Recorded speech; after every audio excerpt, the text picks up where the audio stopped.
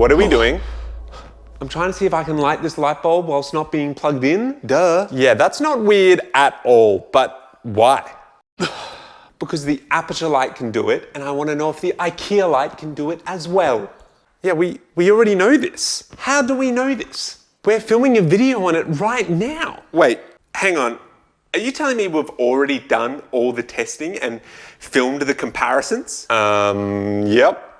Okay, then explain how the Aputure light is on right now.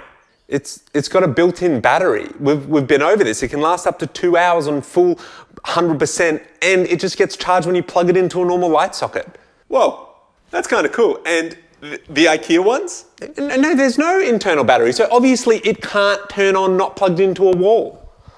Are you trying to still light that with your mind, even though I just said what I said? Yes, I've almost got it. Shh. Okay, yeah, I think I'm gonna go finish filming this video. We've already started. Wait. We've already started? You're filming us right now. I am? You look, I'll leave you guys to it. Weird guy.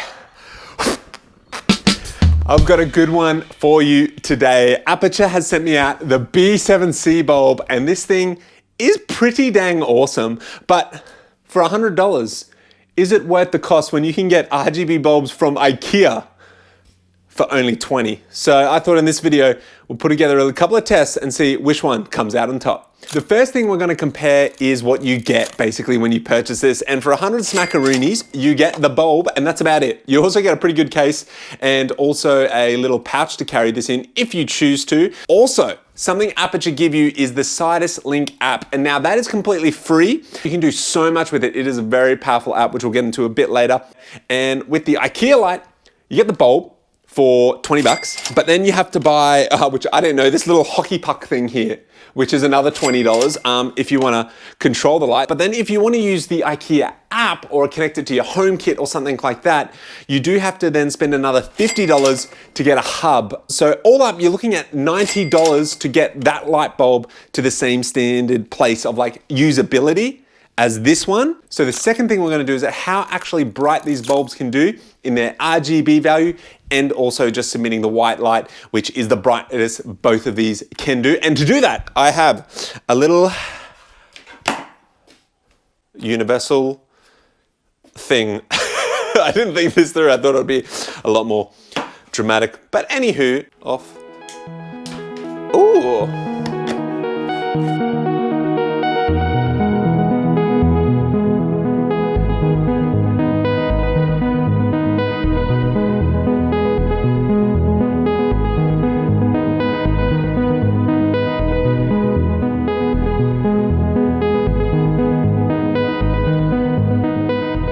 Usability is something I personally care about the most when purchasing anything, especially if I'm thinking about using it for my filming endeavors. Something to consider with the IKEA light, which is a pro and a con, is the cost.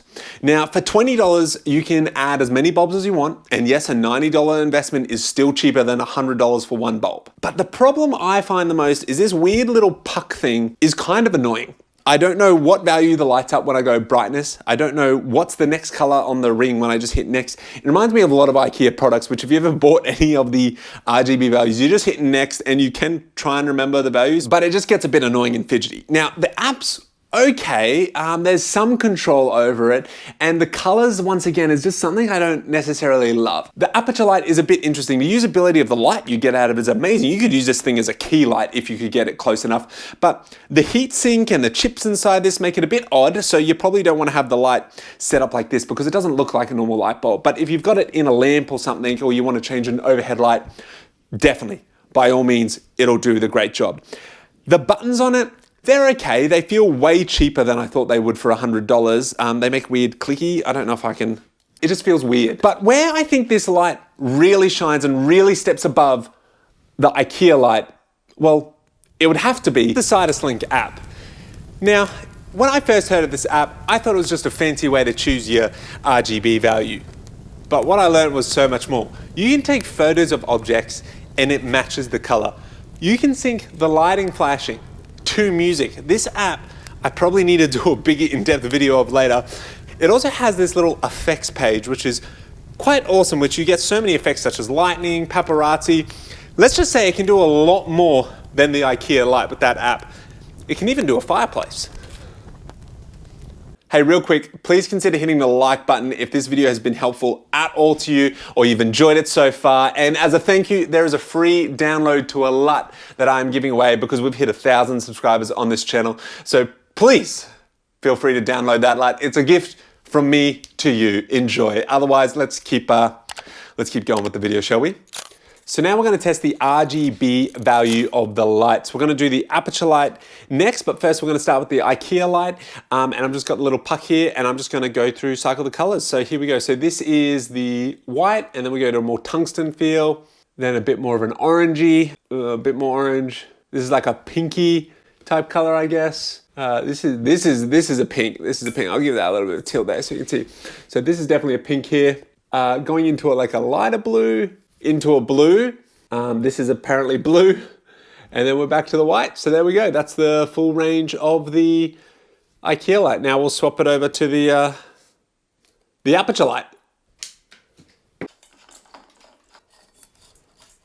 So I've got the Aputure light now in here, the bulb, and I'm just going to do the same thing, cycling through, but I've got the old Link app here. We've got the red, we've got the yellow, green, a darker green, an aqua, a nice blue, that's a nice blue there, a purple, a pink, and then this is the red. Oh no, sorry, I've already done red. That's red. This is red. This is more of a pinky purple. Yeah, and then obviously the coolest thing about this is we've got the full wheel where I can just pick whatever color I want at all. And then this is full brightness, by the way, which is just gonna be redonkulous brightness, as you can see. So you've got so much. So the full color range of the Aputure light is a lot greater and more versatile than the IKEA. And also the colors that the IKEA gets you is the same problem I had with the LED tubes, is it's pretty, not great. Yeah. It's got color in there, but not the colors you would expect it to have. So the easiest way to summarize is if you want to use this light in any way for filmmaking, I would suggest getting your hands on the Aputure light. Look, it's just a better light by all means. Brightness, by the color quality, the Link app, it can do so much. But if you're just looking for a couple of practicals to put in the background of your shot and you don't really want to fork out a couple $100, by all means, get the IKEA lights. Or you could be like me and run a combo. Why not? So why don't you leave a comment on which light you think you would pick up if you had the chance, or if you're thinking about picking up one of these lights, or you've got any questions about these at all, please let me know in the comments. Yeah, which one did you think was better? Otherwise, consider subscribing, like this video, and I'll see you guys next week. Peace.